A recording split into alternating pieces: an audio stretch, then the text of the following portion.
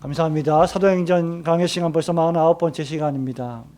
우리가 요한복음 강의를 77회 했고 또 사도행전 강의를 오랫동안 하고 있는데 우리가 좀 오랫동안 이 중요한 책들 요한복음, 사도행전, 또 로마서 같은 책들은 좀 자세하게 살펴보고 또 다른 책들은 조금 더 빨리 살펴보면서 너무 한 책에 오랜 시간을 들이지 않으려고 여러 가지로 노력하고 있음을 여러분 기억해 주시기 바랍니다.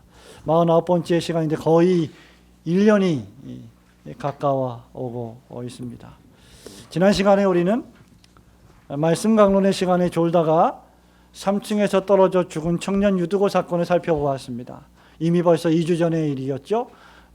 구정 연휴의 기간 동안에 생각보다 많은 가정들이 빠졌기 때문에 목사 마음에 이 설교를 다시 한번 해야 되겠다는 생각이 있었지만 유튜브 설교를 들으시면 되니까 계속해서 우리 그 다음 본문의 말씀을 생각해 보려고 마음을 먹었습니다. 바울은 즉시 내려가서 이 죽은 청년 유두고를 다시 살려주었죠.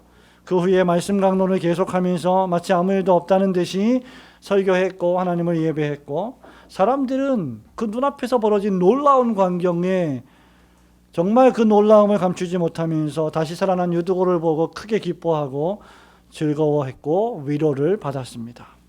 이 사건이 우리에게 주는 교훈은 매우 명백하다. 매우 명백하다라고 말씀을 드렸습니다. 얼마나 피곤하겠습니까? 혈기왕성할 때 1시간 동안 말씀을 듣는 일에 집중하는 일이 얼마나 힘들고 어려운 일이겠습니까? 그런데 여러분 혈기왕성할 때는 더 말씀에 집중을 잘한다고 제가 지지난주에 말씀을 드렸죠?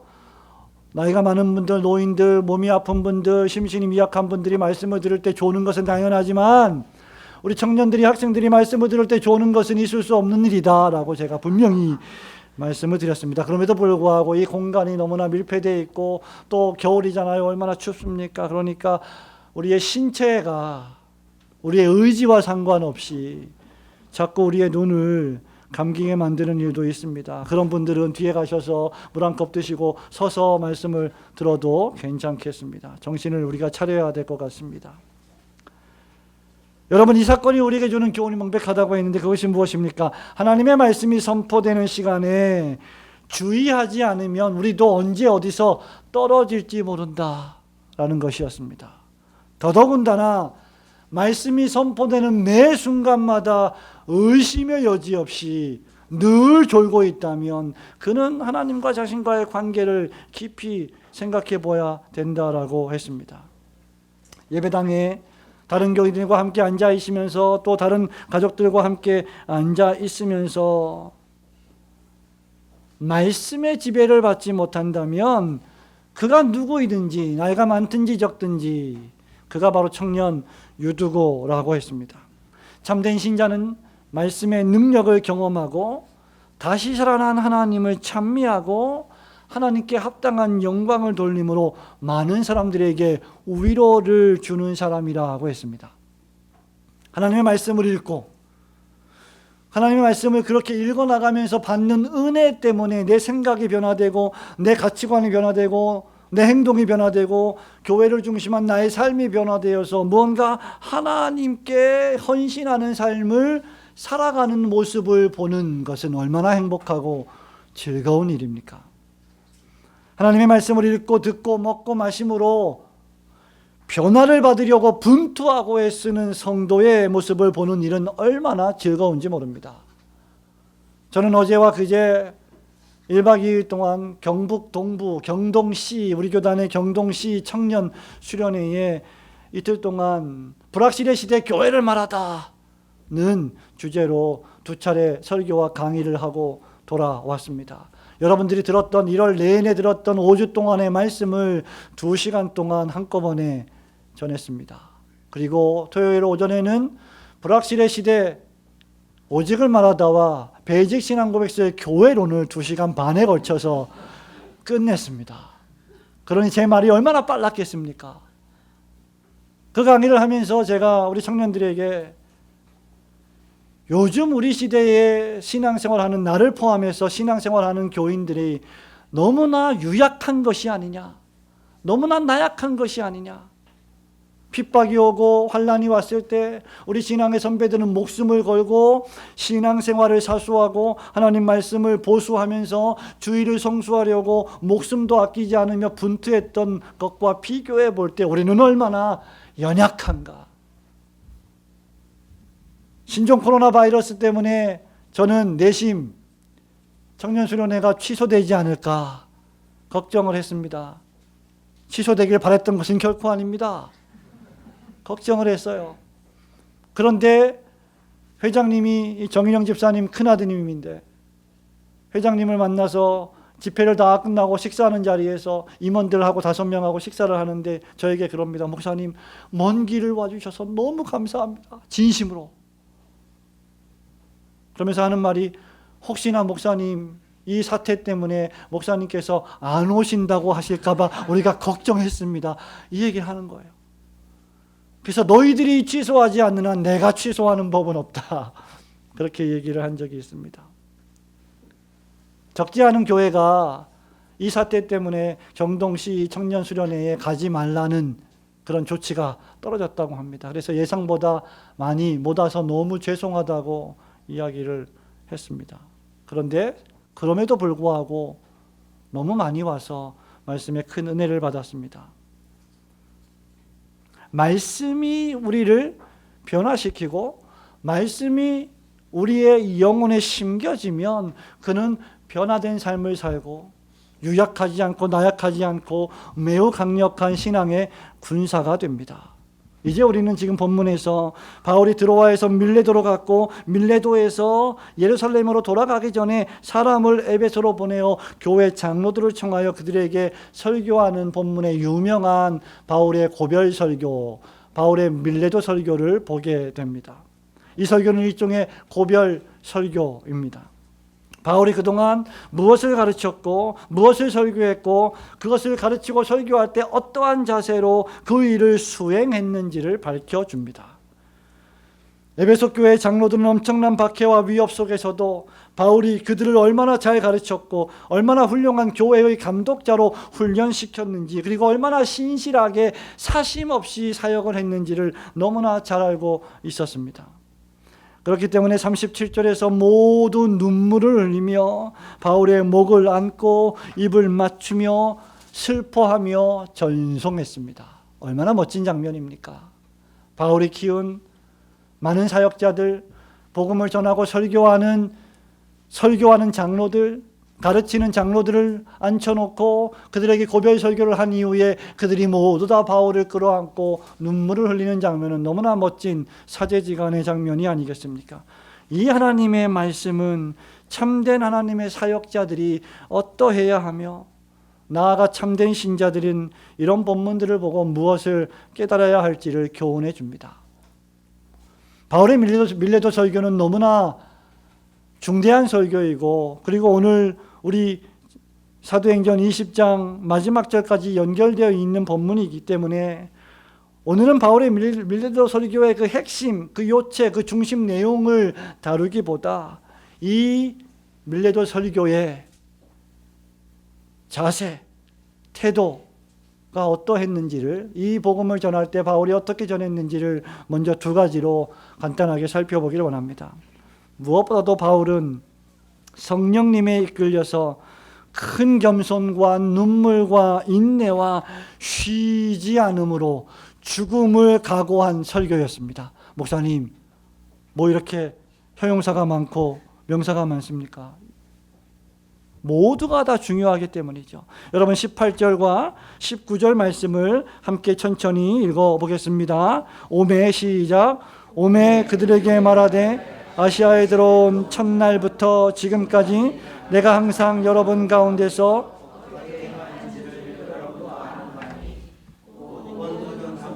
눈물이며 유대인의 관계로 말미암아 당한 시험을 참고 주를 섬긴 것과 유익한 것은 무엇이든지 공중 앞에서나 각 집에서 거리낌이 없이 여러분에게 전하여 가르치고 라고 20절까지 쓰고 있습니다.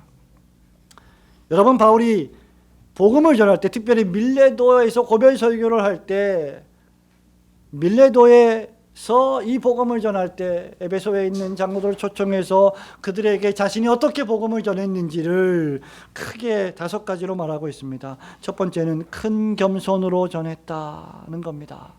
겸손한 사역자 바울을 이야기하고 있습니다.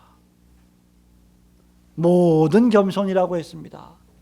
여기 19절에 모든 겸손은 큰 겸손, 많은 겸손, 가득한 겸손을 의미하는 단어입니다. 우리는 보통 겸손하면 어떤 생각을 하십니까, 성도 여러분? 목사님, 저는 그런 걸 잘 못해요. 제가 어떻게 그런 걸 할 수가 있겠어요?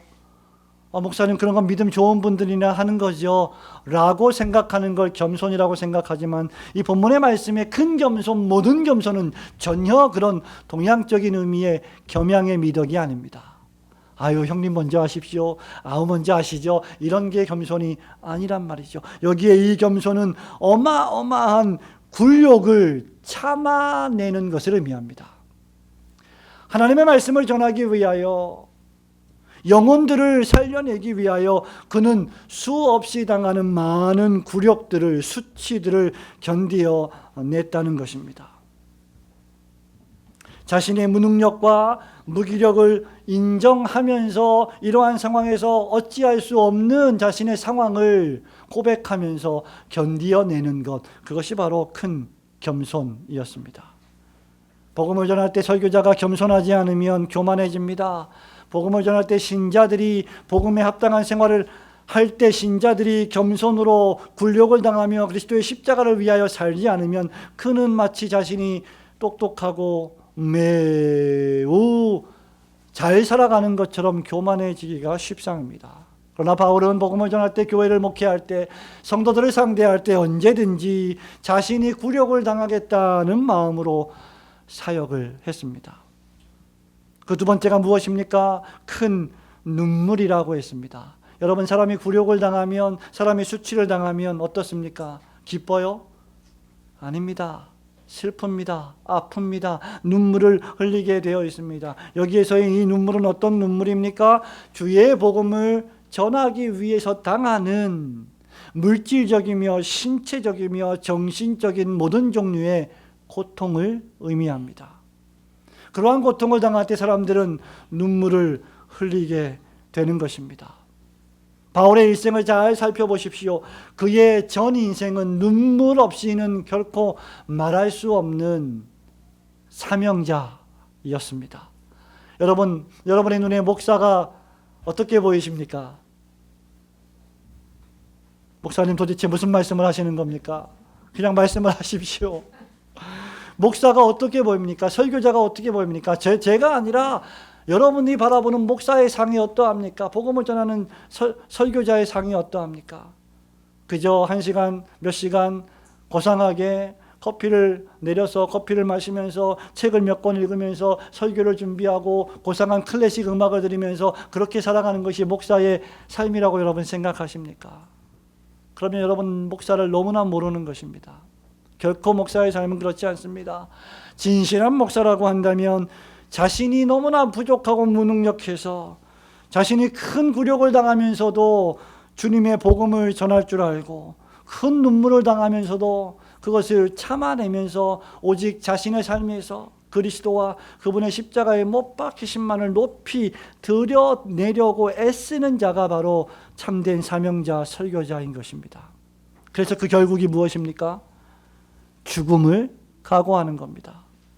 여러분 24절 말씀에 보십시오. 우리 한번 24절 말씀을 천천히 읽어보겠습니다.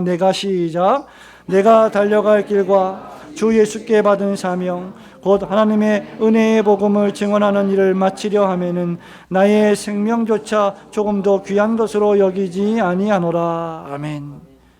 여러분, 바울은요 생명조차 귀한 것으로 여기지 않았다라고 했습니다. 죽음을 각오했던 것입니다. 여러분, 큰 겸손, 큰 굴욕을 당하고 정신적으로, 물리적으로, 물질적으로 고통을 당하면서 눈물을 흘리게 되면 그것도 주님과 그리스도의 나라와 교회를 위하여 그 눈물을 참아내면서 살아가는 삶 자체가 무엇입니까? 죽음을 각오하지 않고는 할 수 없는 일입니다. 여러분, 목회는 만만한 것이 아닙니다. 교회 목양은 만만한 것이 아닙니다. 여러분, 교회의 장로, 집사, 권사 직무를 감당하는 것은 결코 만만한 것이 아닙니다. 죽음을 각오해야 하는 것이고 큰 눈물이 있어야 하는 것이고 굴욕을 참아내는 겸손이 동반되어야 그 직무들을 감당할 수 있는 것입니다. 사도 바울은 바로 이 일들을 감당하면서 네 번째로 인내했습니다. 그는 참아냈습니다. 모든 겸손과 눈물이며 유대인의 관계로 말미암아 당한 시험을 그 다음 참고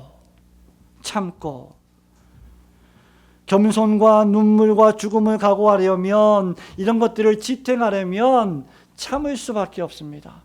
인내할 수밖에 없습니다. 그것은 매우 고통스러운 것이죠. 몇몇 우리 친구들이 말씀을 듣기 위하여 조름과 사투를 벌이는 게 얼마나 엄청난 인내를 요구하는 것인지 여러분 경험을 하고 있습니다. 지금 그게 어려운 겁니다. 그만큼 하나님의 말씀을 전하는 사역자들이 감당해야 될 일들이 너무나 엄중하고 너무나 대단한 일이기 때문에 대단한 각오가 필요한 것이죠. 그리고 이러한 일들을 바울은 31절에 보니까 쉬지 않았다. 여러분 한 번 더 31절 말씀을 읽어보겠습니다. 그러므로 시작. 그러므로 여러분이 일깨워 내가 3년이나 밤낮 쉬지 않고 눈물로 각 사람을 훈계하던 것을 기억하라. 여러분, 이게 쉬운 일입니까? 3년 동안 밤낮으로 훈계를 하는 일이 쉬운 일입니까? 우리 부모들 잘 생각해 보세요. 자녀들 훈계하지요. 어렸을 땐 말 잘 듣잖아요. 이제 머리가 크고 대학생이 되고 청년이 되면 머리가 컸다고 이제 잘 듣지 않습니다. 그런데 그런 아이들을 어떻게 합니까? 한 번, 두 번 훈계하다 안 들으면 어떻게 해요? 포기하죠. 근데 목양은 그런 게 아닙니다. 3년 동안 밤낮으로 훈계하는 거예요. 말씀을 가르치는 거예요. 때로는 책망하고 때로는 위로합니다. 때로는 또 얼르고 때로는 달래고, 이게 목양입니다. 그렇기 때문에 그 일을 쉴 수가 없는 것입니다. 쉬어도 쉬는 게 아닌 거죠. 그러므로 여러분, 목회자에게 휴가를 주려면 주일 설교가 없는 휴가를 줘야 그게 진짜 휴가입니다. 쉬지 않는 것이 얼마나 지치는 일입니까? 그런데 사도 바울은 3년 동안 밤낮으로 쉬지 않았다. 눈물로 그 일을 감당했다. 지금 우리는 바울의 밀레도 설교의 이 핵심, 중심 내용을 아예 시작하지도 않았습니다. 지금 바울이 복음을 전할 때, 선교 사역을 감당할 때 1차, 2차, 3차 선교 여행을 다니면서 자기 자신이 어떤 자세로 이 복음 설교에 임했는지를 우리에게 보여주고 있습니다. 저는 한 가지 올고든 교회를 개척하고 나서 참 지금까지 내 스스로 칭찬하기를 잘했다, 참 감사하다, 이런 제목이 하나 있습니다. 그건 뭐냐면, 한 주도 교회를 출타해서 다른 교회에 집회를 가지 않는 한 단 한 주도 내가 설교를 걸은 적이 없다는 사실에 너무너무 감사합니다. 그게 여러분 뭡니까? 쉬지 않고 내가 내 직무를, 내 사역을 감당하겠다고 하는 그런 전도자의 결연한 의지입니다. 여러분의 눈빛을 보니까 목사님 참 감사하긴 한데 한 주 쉬셔도 괜찮습니다, 뭐 이런 눈빛 같기도 합니다. 할 수만 있으면 어떤 일이 있어도 설교자는 복음을 전하는 일에 죽음을 각오하고 쉬지 않아야 하는 것이죠. 여러분, 이 모든 것들은 지금 무엇을 의미합니까? 바울이 결론적으로 말만 하는 설교자가 아니라 모범을 보이는 설교자, 전도자였다. 모범을 보이는 삶을 살았다는 것입니다. 28절에서 바울이 특별히 양떼들의 감독자로 삼은 직분자들로서의 말씀을 가르치는 장로들, 또 시간이 흐른 뒤에 교회를 치리하는 장로들에게 강조한 말씀이기도 합니다. 여기 장로들의 언어에 보면 감독자들, 장로들, 나이가 많이 든 자들이라고 이렇게 표현되어 있는데, 그 당시에 사도 바울의 다스림을 받아서 복음을 전하는 훈련을 받았던 사람들을 가리키고, 시간이 흐름에 따라 사도들은 그 사역을 안수받은 사역자들에게 넘겼는데, 이들이 바로 말씀을 가르치는 사역자, 목사, 장로를 의미합니다. 교회사를 통해서 이런 장로들은 점점 그 직무가 세분화돼서 말씀을 가르치는 장로와 교회를 치리하는 장로로 구분되었습니다. 그러나 어쨌든 말씀을 가르치는 장로이든 교회를 치리하고 성도들의 영혼을 돌보는 장로들이든 관계없이 목사 장로들의 가장 큰 덕목은 모범된 삶에 있습니다. 사역자로서의 바울의 삶은 그저 번지르르한 말뿐이 아니라 모범이라는 실천이 가미된 삶이었습니다. 한국 교회에 적지 않은 사역자들이 비판을 받는 그런 주요 이유 가운데 하나가 무엇입니까? 많은 성도들이 시험에 드는 이유 가운데 하나가 무엇입니까? 말씀을 가르치는 자가 그 가르치는 바와 일관된 삶을 살아내지 않을 때 그들은 시험에 빠집니다. 스코틀랜드 에딘버러에 가시면 에딘버러가 있습니다. 그 에딘버러에서 서쪽으로 40분 기차를 타고 가시면 던디라고 하는 아주 유명한 도시가 나오는데 그 도시 바로 옆이 세인트 앤드류스라고 하는 도시입니다. 세인트 앤드류스는 너무나 유명한 고성으로 찬란한 아주 멋진 성 캐슬로 유명한 도시이기도 하고 동시에 디 오픈이라고 하는 골프의 성지이기도 합니다. 그런데 그 세인트 앤드류스 바로 옆에 던디라고 하는 곳에 아주 유명한 스코틀랜드 목사님 로버트 머레이 맥체인 목사님이 목회하던 교회가 있습니다. 그 교회 옆에서 제 영국 친구가 목회를 하고 있습니다. 제가 그 교회를 몇 번 방문한 적이 있습니다. 이 목사님은 29살에 세상을 떠났습니다.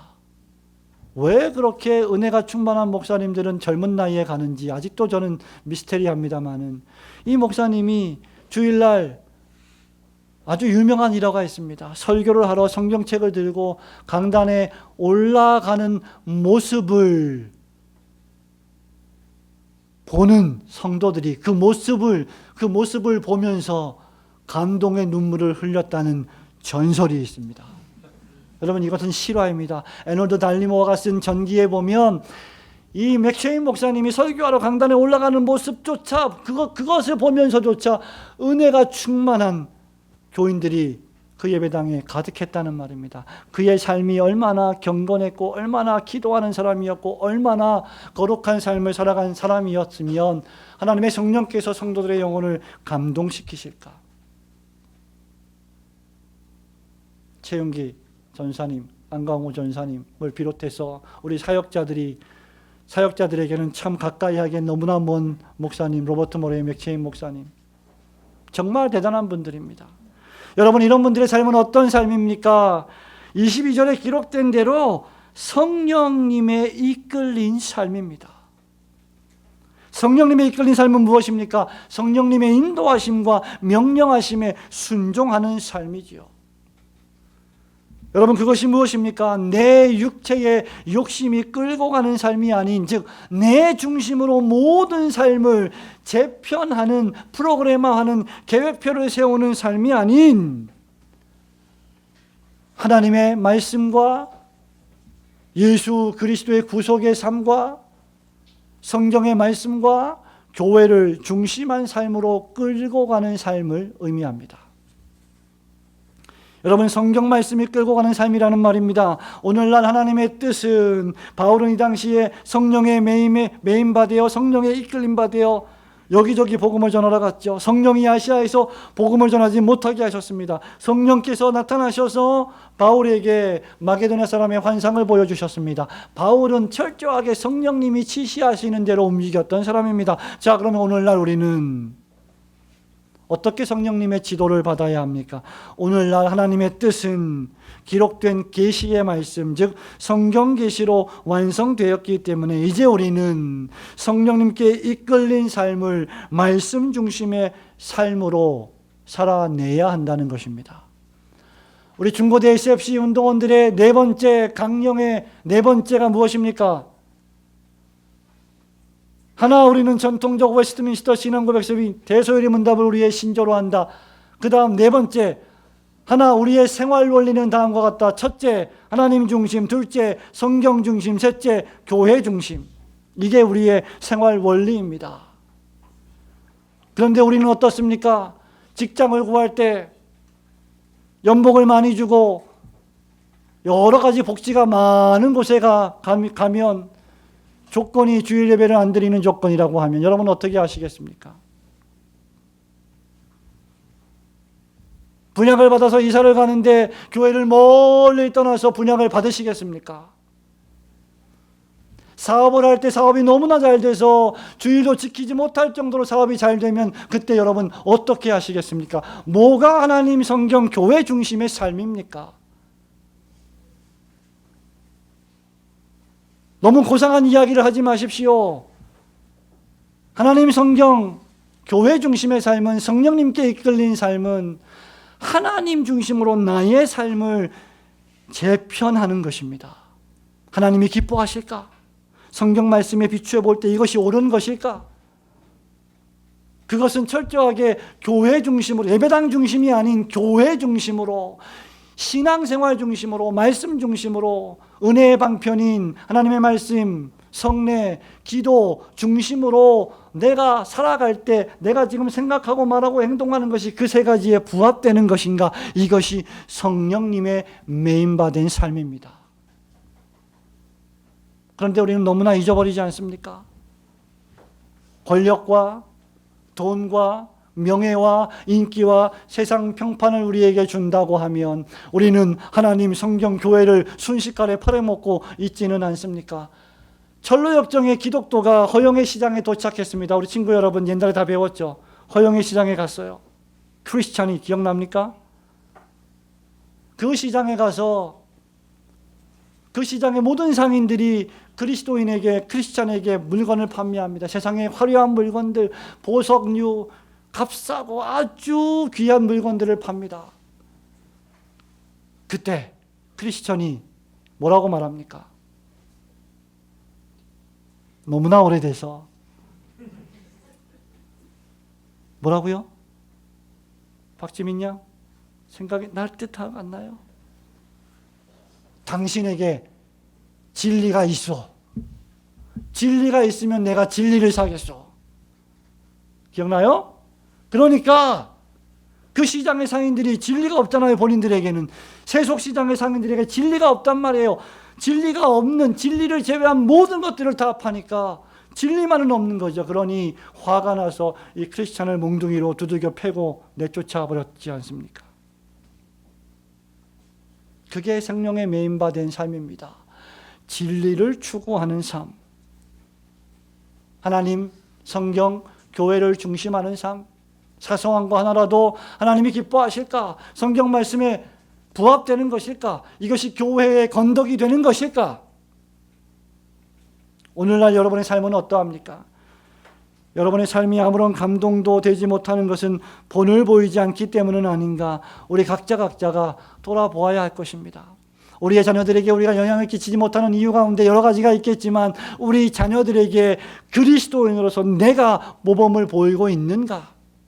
우리 각자 모든 성도들이 각자에게 영향을 끼치지 못하는, 선한 영향을 끼치지 못하는 이유는 모범을 보이고 있지 않기 때문이 아닌가?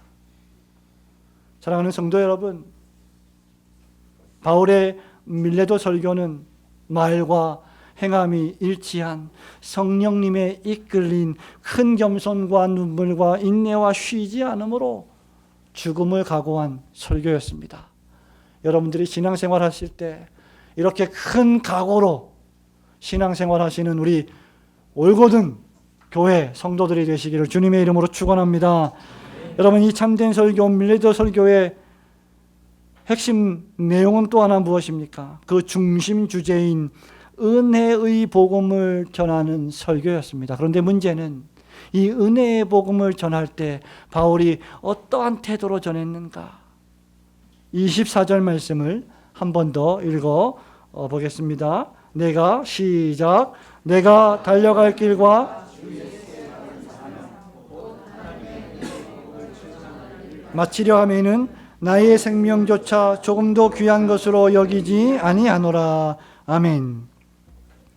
여러분, 바울은 생명조차 귀한 것으로 여기지 않았다라고 했습니다. 바울이 이 은혜의 복음을 가르칠 때, 전할 때, 이 주 예수께 받은 사명, 곧 하나님의 은혜의 복음을 증거하는 일을 할 때 목숨조차 귀하지 않게 여겼다 이 말이죠.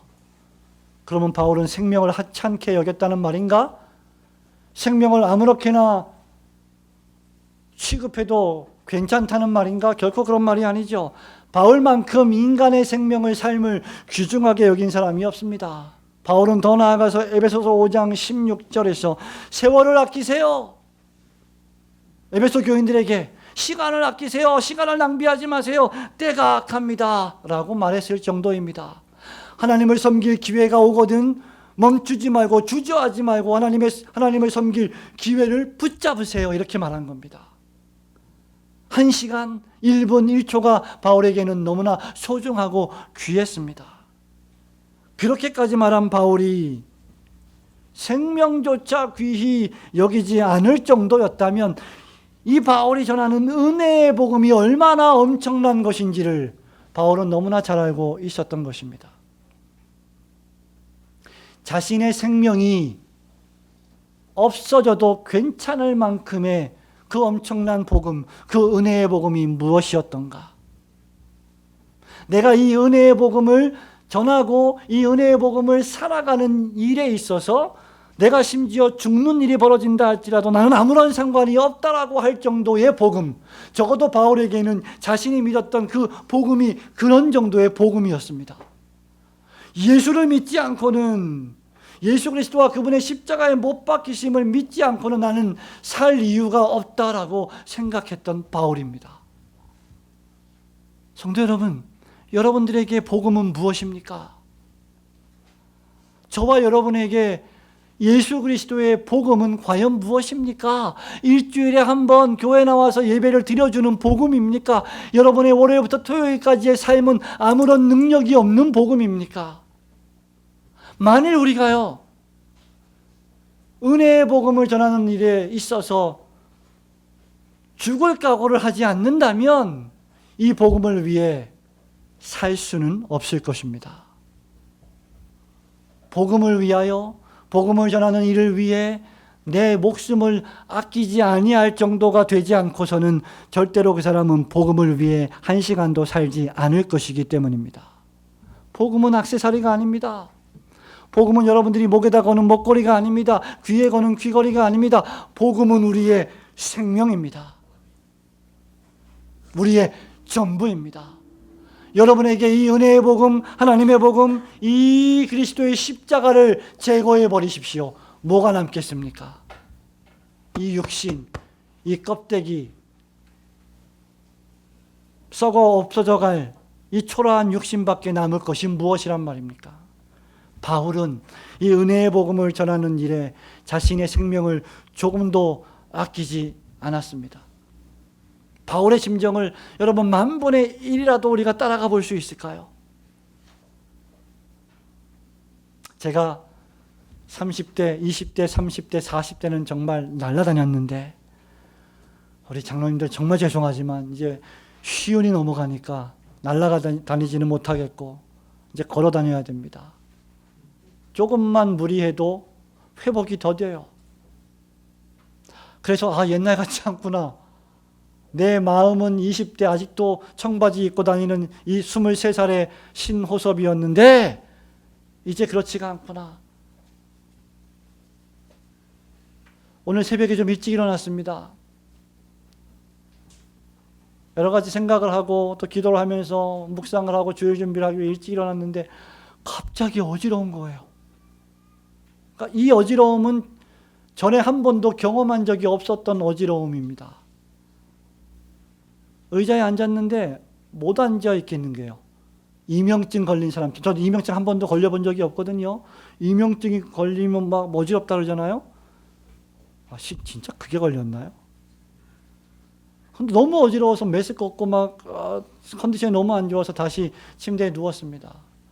그렇게 7시까지 시간이 흐르고 나서 7시에 일어나니까 말짱해졌어요. 조금 나아졌어요.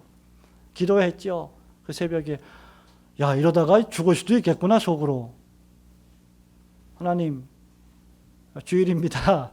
좀 회복시켜 주세요. 그렇게 기도를 하고 다시 세수하고 또 정신을 차리니까 정신이 말짱해지는 겁니다. 성도 여러분, 우리의 생명이라는 것이 언제 어느 때 어떻게 될지 모르는 것이 우리의 육신의 생명입니다. 그러므로 우리는 할 수만 있으면 세월을 아끼면서 할 수만 있으면 기회 있을 때마다 복음을 전하는 일에 투신해야 할 것입니다. 물론 한 번만 복음을 전하고 내가 리처드 백스터처럼 유명한 청교도 목사님 리처드 백스터처럼 발음이 잘 안 되네요. 리처드 백스터 목사님처럼 죽어가는 사람이 설교하는 심정으로 마지막 설교를 하겠다 그런 분들도 계셨지만 우리가 한 번 설교하고 죽을 게 아니니까 컨디션을 잘 조절해야 되겠지만 그래도 복음을 전할 때는 그런 마음으로 전해야 하지 않겠습니까? 바울은 생명을 목숨을 아끼지 않을 정도로 분투하며 살았습니다. 두 번째, 바울은 자신의 삶이 복음을 전할 때 밀레도에서 설교할 때 복음을 전할 때 자신의 삶이 경주하는 선수로서의 삶으로 살아갔습니다. 마치 운동하듯이 그는 경주자의 운동선수의 자세로 복음을 전했다 그 말입니다. 이 말은 무슨 말입니까?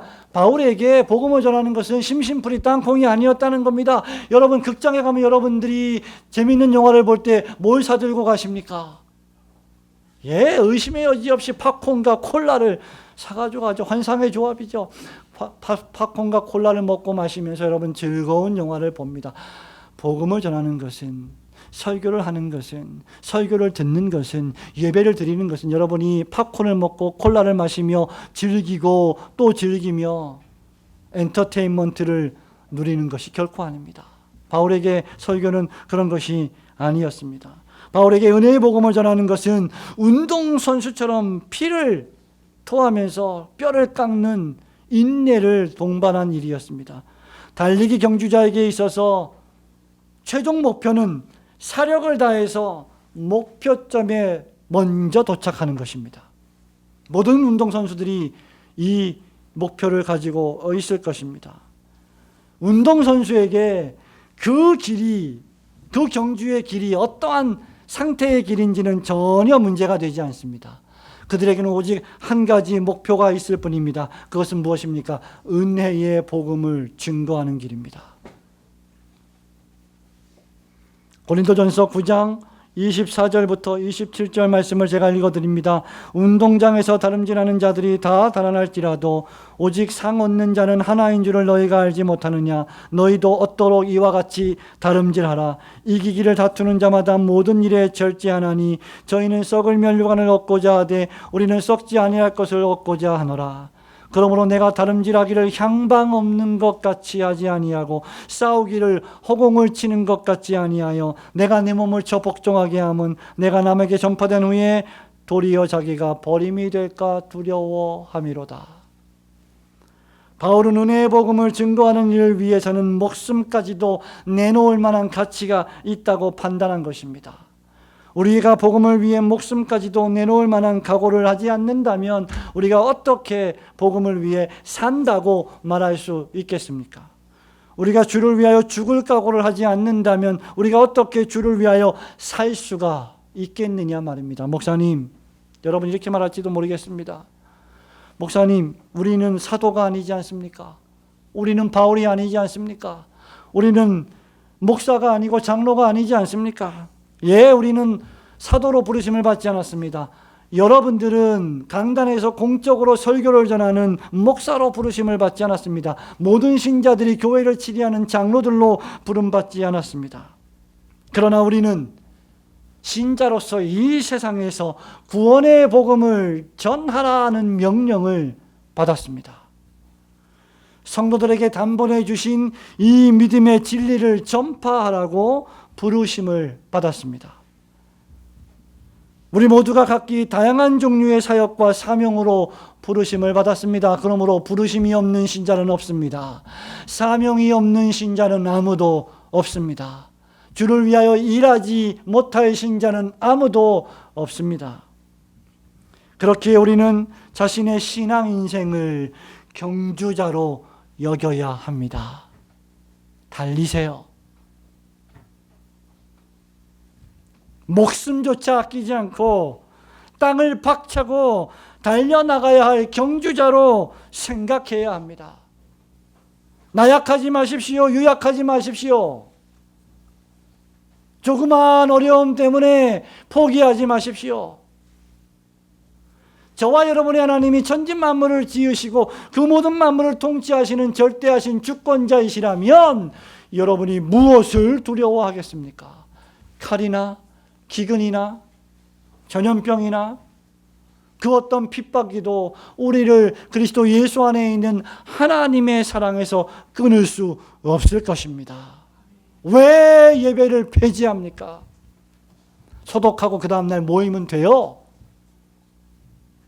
더욱 모이기를 힘써야 합니다.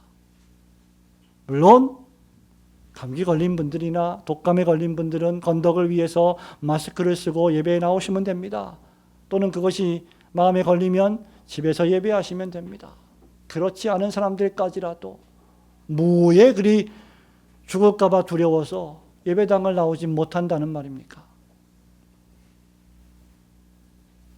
목사든 장로든 신자이든 은혜의 복음을 다양한 방식으로 전파하는 일에 우리의 목숨을 조금도 귀한 것으로 여기지 않는 각오가 필요합니다.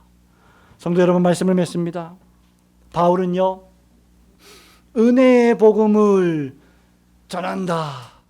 바울은 24절에 있는 말씀처럼 예수께 받은 사명, 하나님의 은혜의 복음을 증언하는 사명을 받은 사람입니다. 그래서 이 은혜의 복음이란 단어를 듣기만 해도 피가 끓고 용기가 충천하는 사람이었습니다.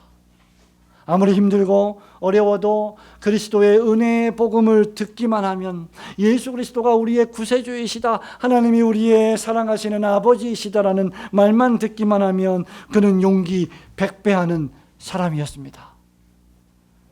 그가 회당에 있든지, 그가 공중에 있든지, 그가 지하 감옥에 있든지, 그가 배 밑창에 있든지, 그가 돌로 맞아 거의 죽게 되었든지 관계없이 그는 언제든지 은혜의 복음에 살며 은혜의 복음에 죽는 사람이었습니다. 어떤 상황이든지 주 예수께 받은 사명, 하나님의 은혜의 복음을 생각하기만 하면 큰 시련과 위협에 맞서서도 거침없이 나아가는 전사였습니다. 그는 동족 유대인이 배반하고 중상모략하고 오해를 받고 외로워도 슬퍼도 꿋꿋이 자기의 길로 걸어갔던 인물입니다. 실로 복음의 사람, 사명의 사람이었습니다. 저와 여러분이 바울과 같이 사명의 사람, 하나님의 은혜의 복음을 증언하는 성도들이 되시기를 주님의 이름으로 축원합니다. 성도 여러분, 그렇다면 도대체 바울이 목숨조차 귀히 여기지 않을 만큼 소중하게 여기며 증언하려 했던 그 은혜의 복음이 과연 무엇이었습니까? 우리는 다음 시간에 이 은혜의 복음을 더욱 깊이 한 번 더 살펴보고자 합니다. 그때까지 바울이 그러했던 것처럼 제가 여러분을 이 은혜의 말씀, 이 은혜의 복음에 부탁하여 이 말씀이, 이 복음이 여러분을 든든히 세워주시기를 주님의 이름으로 축원합니다.